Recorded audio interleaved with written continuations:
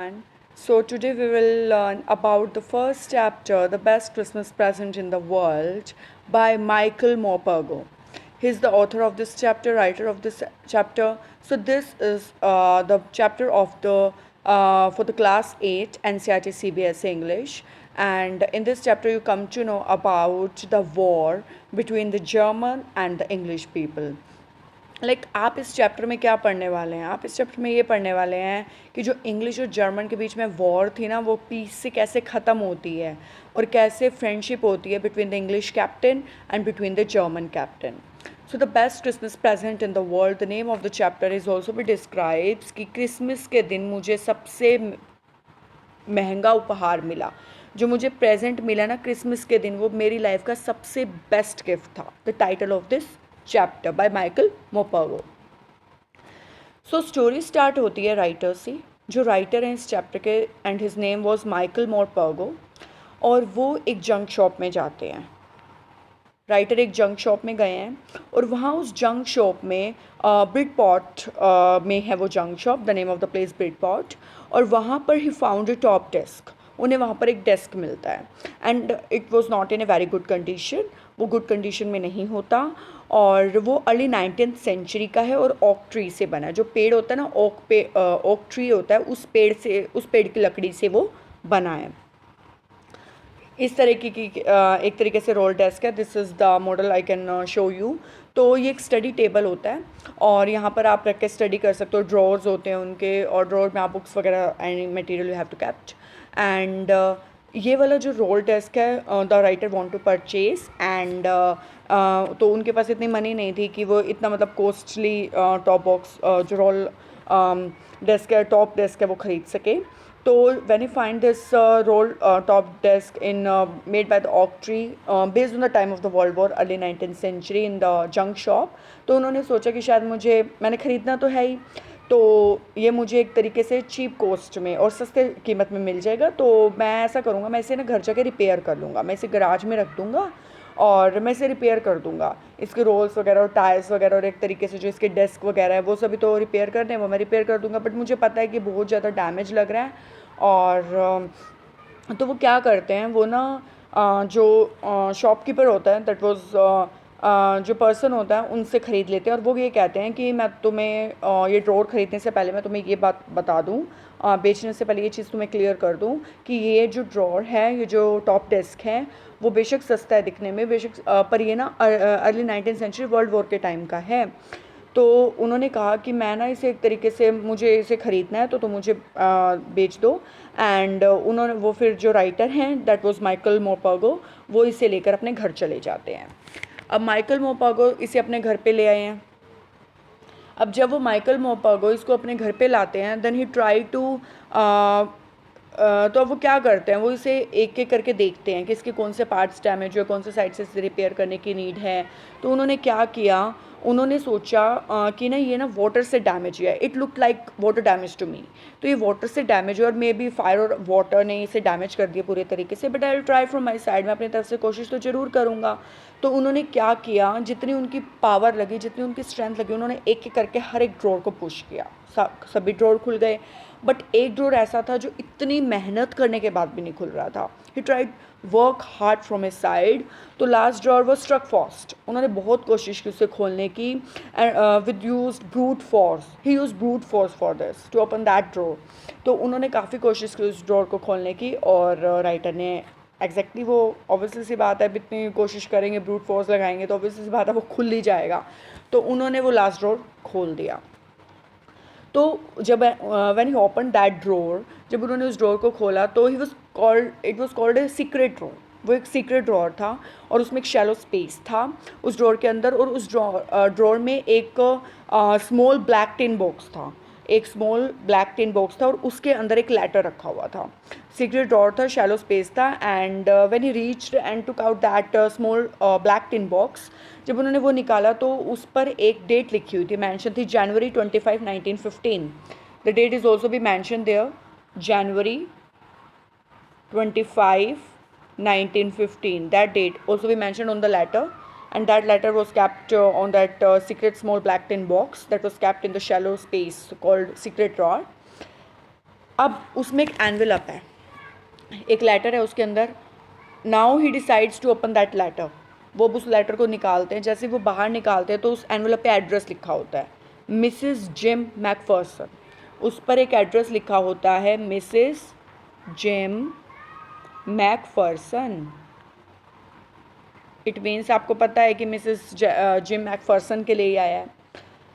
तो और ऊपर कंप्लीट एड्रेस लिखा होता है, 12 कूपर बीचेस, ब्रिडपॉट, डॉर्सेट. ये कंप्लीट एड्रेस लिखा होता है, Mrs Jim Macpherson, 12 Cooper Beat, Bridport, Dorset. ये पूरा एड्रेस है जहाँ पर मिसिस जिम मैकफर्सन रहती हैं. अब क्या होता है, वहाँ पर जो एनवेलप है उस पर डेट लिखी होती है, अराउंड 26 दिसंबर 1914. और लिखा होता है, नेम लिखा होता है उस पर. किसके लिए आता है, डियरेस्ट कोनी. कोनी एक लेडी का नाम है. और ये जो कोनी है वो नाम है मिसिस मैकफर्सन का ही नाम है. ये मिसिस मैकफर्सन को ही कोनी बुलाते थे. क्लियर है. और कौन बुलाते थे, किसने ये लेटर लिखा, it's a secret, I will tell you. अब देखिए, अब वो ये कहते हैं कि जो उस पर डेट लिखी हुई थी, that letter also be send by his husband. उनके हस्बैंड ने उन्हें लेटर सेंड किया था, मिस्टर मैकफर्सन ने. और मिस्टर मैकफर्सन ने मिसिस कोनी मैकफर्सन के लिए लेटर सेंड किया था. जो उनके हस्बैंड थे मिस्टर मैकफर्सन, वो एक आर्मी में थे. वो एक इंग्लिश जो आर्मी थी, सोल्जर्स थे, उनके कैप्टन थे. और वो बाहर रहते थे. तो वॉर के टाइम पे, क्योंकि उस टाइम पे जर्मन और इंग्लैंड के बीच में युद्ध चल रहा था. और मिसिस मैकफर्सन अपने घर पर रहती थी अकेली. और उनके बच्चों के बारे में, उनके सन और डॉटर के बारे में या फैमिली के बारे में कोई एक तरीके से नहीं बताया गया इस चैप्टर में. This chapter is also only about writer Mrs Macpherson, Connie Gold, and the next is Mr Macpherson. अब क्या होता है, जो मिस्टर मैकफर्सन बताते हैं उस लेटर में. अब पहली चीज़ तो ये क्लियर कर रहा है राइटर कि आई डोंट थिंक कि किसी का लेटर पढ़ना चाहिए. That was called a personal thing. तो किसी की पर्सनल थिंग को आपको पढ़ने का कोई हक नहीं होता. That was not called. तो वो ये कहते हैं कि आई थिंक मुझे ना एक्साइटमेंट हो रही है और मुझे कोई देख भी नहीं रहा वाइल रीडिंग, तो मुझे एक्साइटमेंट हो रही है. And because of this excitement I think I want to read this letter. तो इसमें कोई ऑब्जेक्शन तो नहीं होना चाहिए किसी को, क्योंकि दैट वाज द ये लेटर किसका मुझे तो अभी ये भी नहीं पता. तो जैसे ही when he open that envelope, जैसे वो लेटर को खोलते हैं, उसके ऊपर डेट लिखी होती है, अराउंड 26 दिसंबर 1914. डियरेस्ट कोनी से लेटर स्टार्ट होता है. तो लिखने वाला मिस्टर मैकफर्सन, उनके हस्बैंड जो जिनका नाम लास्ट में आएगा. और डियरेस्ट कोनी उनकी वाइफ है मिसेस मैकफर्सन, जिससे ये लेटर लिखा जा रहा है. और मिस्टर मैकफर्सन बताते हैं कि I want to tell you something with the warmest and great side from my heart. I am very happy now. The reason is क्योंकि जर्मन और इंग्लैंड दोनों के बीच में फ्रेंडशिप हो गई है. कैसे, वो ये कहते हैं कि हम ना अपने ट्रेंचेस में थे. ट्रेंचेस जिसको आप लंबा होल बोलते हो, बहुत काफ़ी बड़ा होल होता है. मिस्टर मैकफर्सन लेटर में बता रहे हैं मिसिस मैकफर्सन को. और वहाँ पर क्या हुआ, अचानक we will like playing a football. हम फुटबॉल ही खेल रहे थे, मैं खेल नहीं रहा था. तो जस्ट आई एम लाइक कि मैं थोड़ा बहुत, मतलब जैसे होता ना, एक बार फुटबॉल को किक कर लिया और या फिर अपने फ्रेंड्स को के लिए चीयर अप कर लिया. Like this I am doing all this type of activities. तो वो क्या करते हैं, वो कहते हैं कि जर्मन में जो फ्रिट्स है ना, जो फ्रिट्स हैं वो डलफोर्ट के रहने वाले हैं. और वो एक तरीके से क्या करते थे, वो प्ले करते थे सेलो ऑर्केस्ट्रा में. जो फ्रिट्स हैं वो जर्मन टीम के कैप्टन हैं. और वो मेरे पीछे आते हैं, मैं खड़ा हूँ वहाँ पे, वो मेरी बैक साइड पे आए हैं. और I was ready for the like with a fire gun, क्योंकि जो German and they belong to the enemy. और हमारे बीच में तो युद्ध चल रहा था. हम दूर दूर रहते हैं दूसरे कंट्री में, थोड़ा बहुत गैप है बिटवीन अस. तो वो आते हैं फ्रिट्स. आई फील शॉक्ड, मैं काफ़ी शॉक हो जाता हूँ. रीज़न इज़ वो मेरे साथ हैंडशेक करने आते हैं and wish me merry Christmas. उस टाइम मैरी क्रिसमस का डे था.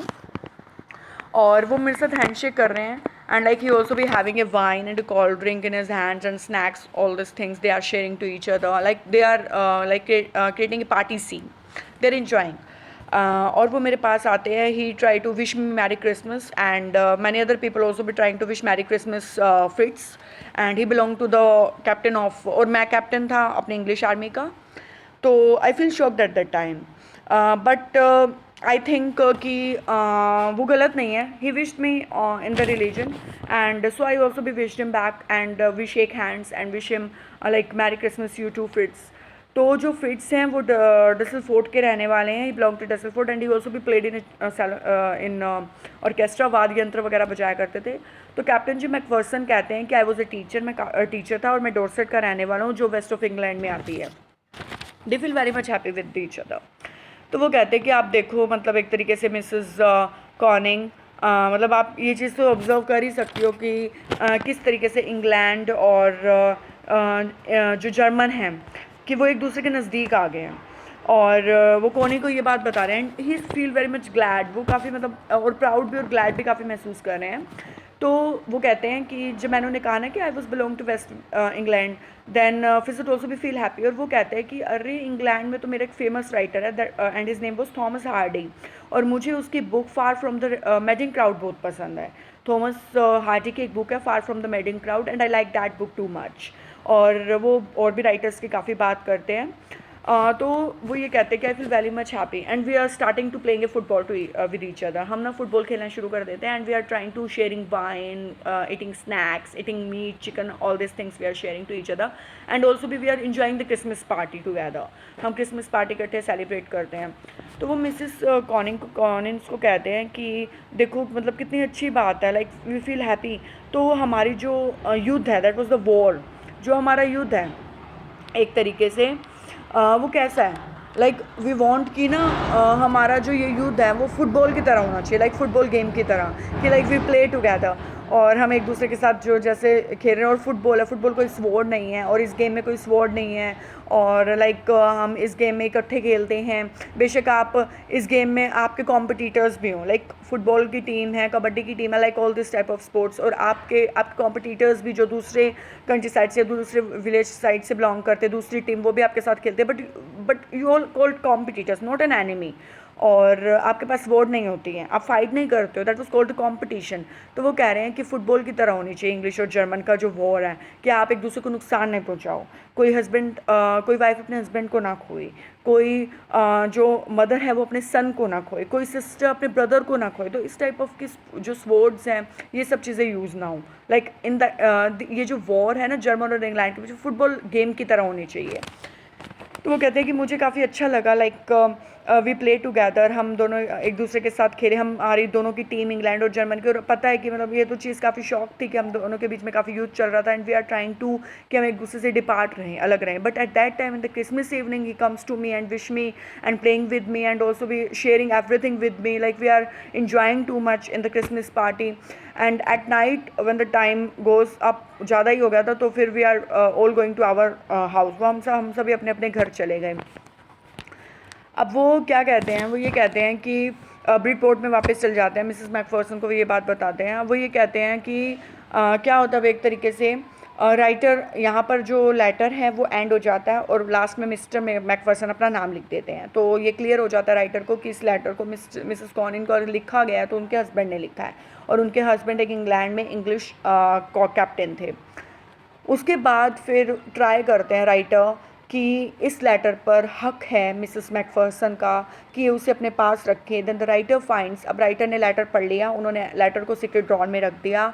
अब राइटर कह रहे हैं कि मुझे ना मिसेस मैकफर्सन के पास जाना, I want to meet Mrs Macpherson, और उन्हें ये लेटर देना है क्योंकि इस पर उनका हक है। उन्होंने सीक्रेट ड्रॉर में रखा हुआ था, वो चाहती थी कि उनके और उस लेटर पर ये भी चीज़ मेंशन थी कि मेरे मरने के बाद इस लेटर को मेरे फ्यूनरल के साथ दफना दिया जाए, क्योंकि ये लेटर मुझे मेरे डियरेस्ट लव ने दिया, that was called my husband. Clear? तो जो उनके हस्बैंड ने लेटर दिया था उन्होंने उसे सीक्रेट ड्रॉर में रखा हुआ था, स्मॉल टिन बॉक्स में, जो वो उसी टॉल रोल डेस्क में था, जो डेस्क कौन खरीद के आए थे अब राइटर। अब वो घर जल गया था, वो अब आप ये सोच रहे होंगे, द रीडर ऑल्सो भी थिंक्स, कि जब उसने सीक्रेट ड्रॉर में रखा था तो उसने ये जो उसका रोल टॉप डेस्क था वो वहाँ पर कैसे पहुँचा, वहाँ पर कैसे जंक शॉप में कैसे पहुँचा? क्या वो एबल नहीं थी अपने उस लेटर को संभालने के लिए जो उसके डियरेस्ट हस्बैंड ने उसे दिया था? और उसने इतनी चीज़ भी लिख दी कि इसे मेरे मरने के साथ मेरे साथ ही दफना दिया जाए, इस लेटर को। Like that was called the last memory of my husband, that was the last letter that my husband written to me. तो अब वो कहाँ जाते हैं, ब्रिडफोर्ट में जाते हैं, उन्होंने पूरा एड्रेस पढ़ लिया। अब वो जाते हैं, जब वो ये देखते हैं वहाँ पर पूछते हैं सबसे कि मिसेस मैकफर्सन कहाँ पर रहती है, तो उनके नेबर बताते हैं कि मिसेस मैकफर्सन के घर पर तो सडनली एक एक्सीडेंट की वजह से आग लग गई थी और मिसेस मैकफर्सन के घर का सब कुछ जल गया था। तो जो मिसेस मैकफर्सन थी उन्होंने कुछ टाइम तो अपना व्यतीत किया during the time of by the lights और द लैम्प्स और cold with the candles, but candles बहुत ज़्यादा कॉस्टली थी and she is lives alone, she is not able to earn, वो पैसे नहीं कमा सकती थी। तो उन्हें नर्सिंग होम में डाल दिया गया क्योंकि she is not able to hear और नॉट एबल टू स्पीक। तो अब वो नर्सिंग होम में चले जाते हैं राइटर जो बलिंगटन हाउस में डॉर्चेस्टर की रोड पे है, on the other side of the town, वहाँ पर नर्सिंग होम है। जैसे वो नर्सिंग होम में जाते हैं वो वहाँ पर सबसे पहले देखते हैं सभी को, वहाँ पर उन्हें कचौड़ी भी खाने को मिलती है and he feel that it is very tasty. तो वो जैसे ही अंदर जाते हैं वो देखते हैं यहाँ पर तो बहुत ज़्यादा प्लांटिंग्स हो रखी हैं, प्लांट्स हैं चारों तरफ। Then he wants to go and meet Mrs Macpherson.